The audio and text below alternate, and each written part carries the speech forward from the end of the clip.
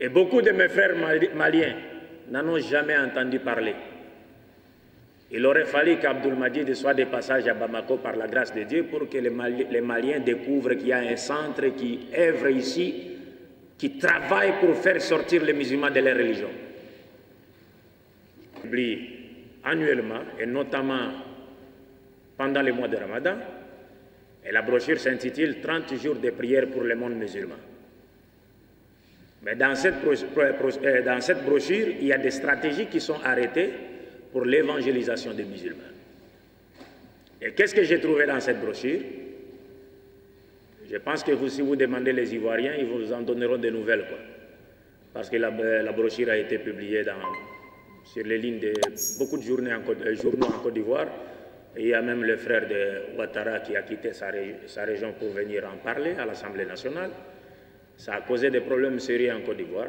Mais moi, j'ai découvert cette brochure où on appelait à la destruction des mosquées, ou si possible, si ce n'est pas possible de les détruire, à la transformation des mosquées à des églises. La brochure, je l'ai même avec moi, malheureusement je l'ai oublié. Je l'ai ici avec moi à Bamako, ici. Je l'ai avec moi. Je l'ai oublié malheureusement. J'allais vous lire la partie concernée. C'était plus qu'horrible. Parce que ce qui s'est passé en Côte d'Ivoire en réalité, c'était une démarche visant à...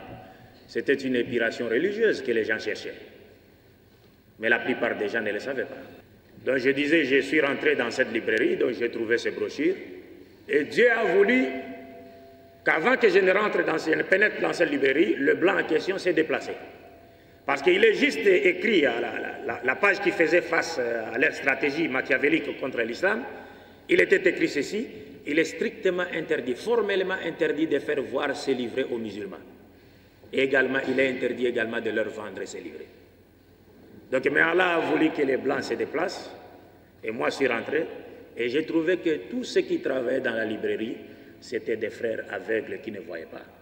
Mais ils travaillaient la cartographie, ils faisaient la cartographie, parce que là, c'est là aussi. C'était des aveugles, mais ils travaillaient. Hein. Ils mangent à la sueur de leur front. Ils font des livres, cartographie, ils arrangent, pourtant ce sont des aveugles. Ils travaillent. Alors j'ai pris au moins 10 exemplaires, et je l'ai présenté à l'un d'eux, qui m'a demandé à connaître le titre de la brochure. J'ai donné un autre titre. Mais j'ai payé la valeur de la brochure.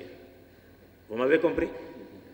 J'ai donné un autre titre parce que je savais qu'il était écrit, il est formellement interdit de les faire voir aux musulmans, et moins encore de leur vendre ces livrets.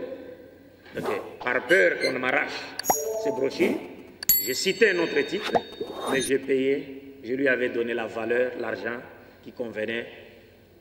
C'était la valeur de la brochure, des 10 brochures en question. Et puis j'ai dispatché cela à l'imam Koudous, l'imam Samassi et d'autres imams en Côte d'Ivoire, Inch'Allah.